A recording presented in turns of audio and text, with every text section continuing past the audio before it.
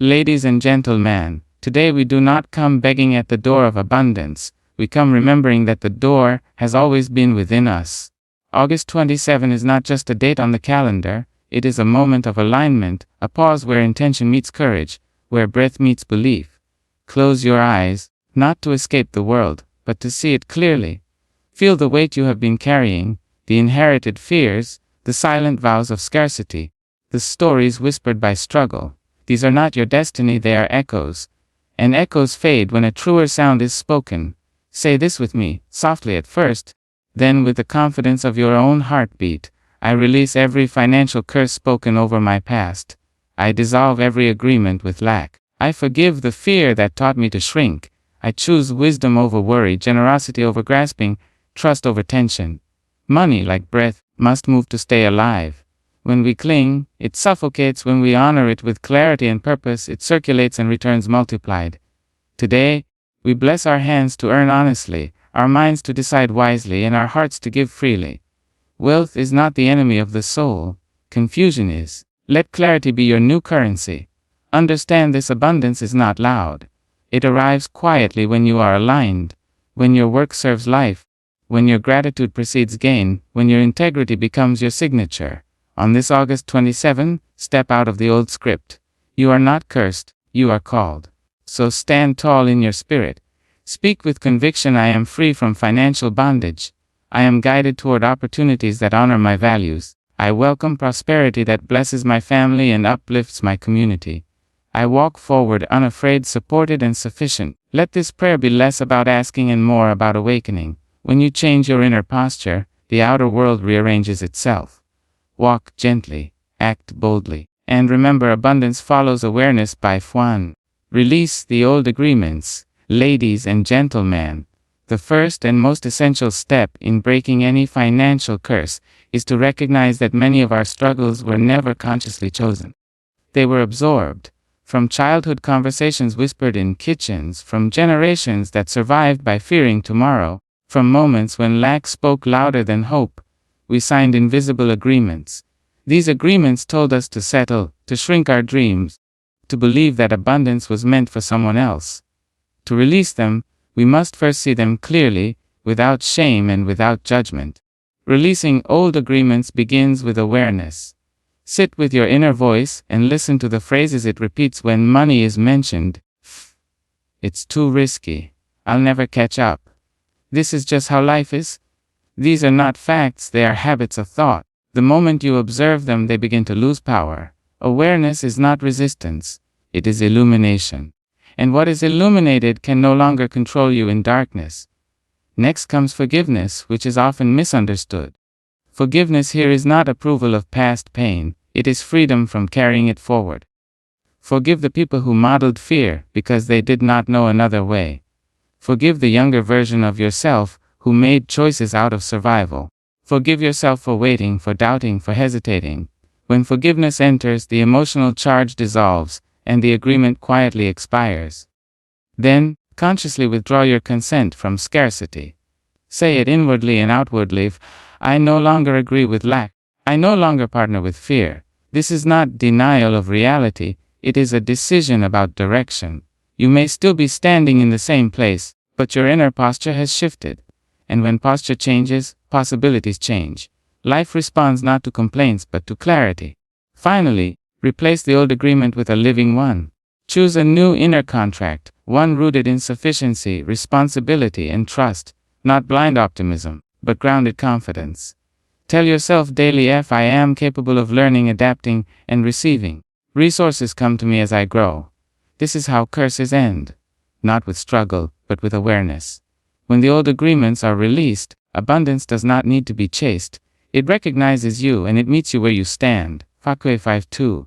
Speak a new truth, alias ladies and gentlemen. The second key to breaking financial limitations is understanding the quiet, but immense power of your spoken word. Every word you speak is not just sound, it is direction.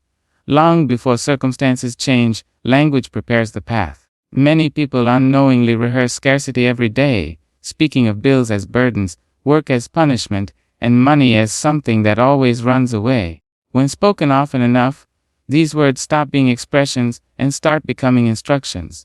To speak a new truth, you must first pause the old conversation. Notice how casually you declare defeat. I can't afford it. Money never stays. Things are getting worse. These statements may feel practical, even realistic, but they quietly shape expectation. Instead of denying reality, learn to speak beyond it. Replace I can't with I'm learning how. Replace this never with not yet. Language does not need to lie, it needs to lead. When you speak intentionally, your nervous system listens.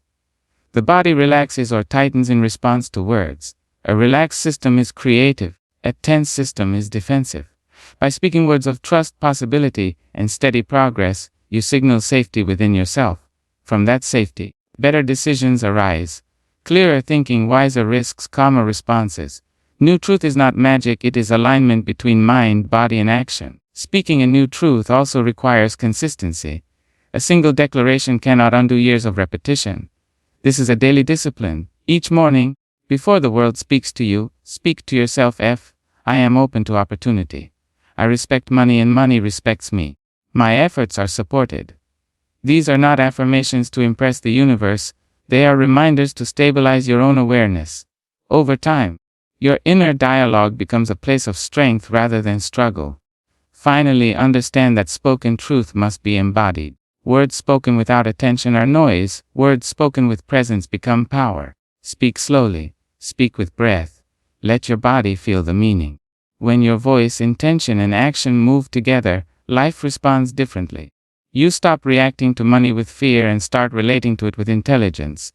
This is how a new truth takes root, spoken, lived, and quietly transforming everything it touches. Happiness 3. Honor the flow of wealth. Ladies and gentlemen, the third key is to understand that wealth, like life itself, is meant to move.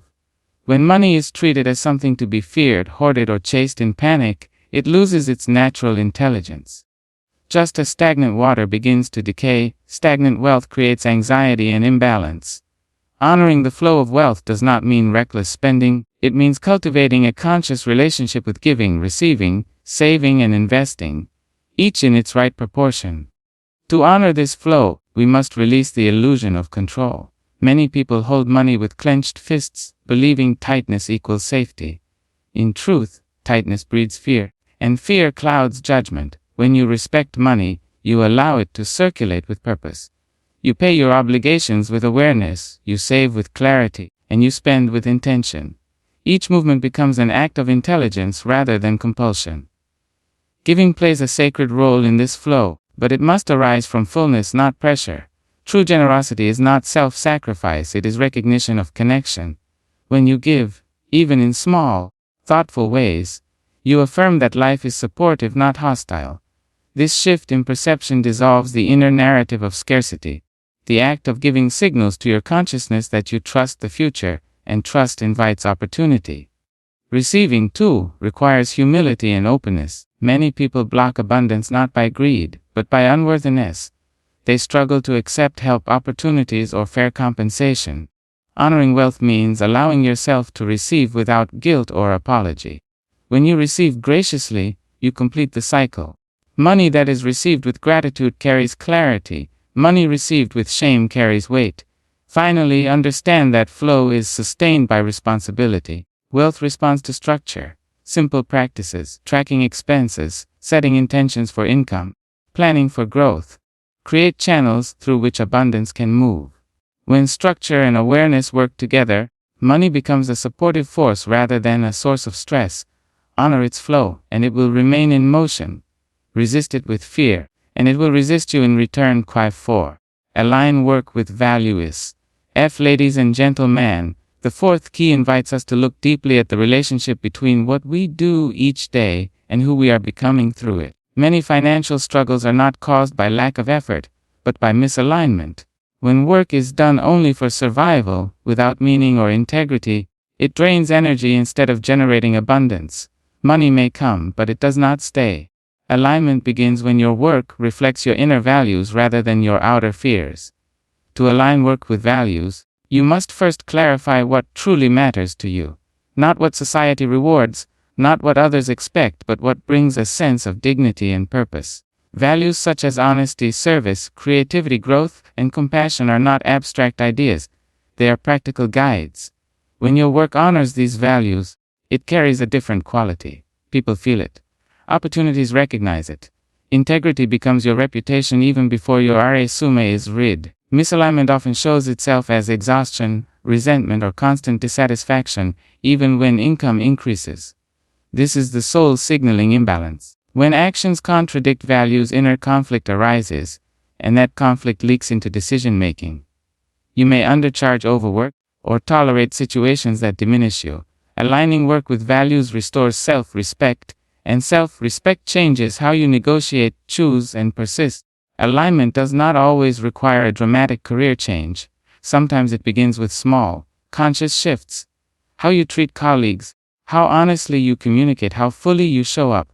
Even within imperfect systems, you can act with clarity. When you do, work stops feeling like punishment and starts becoming participation in life. Effort becomes lighter, and results become more sustainable. Finally, understand this: abundance is loyal to integrity. When your work benefits life in some way through service, skill, or sincerity, support arrives naturally. You may not see immediate rewards, but you will see stability, growth, and trust building around you.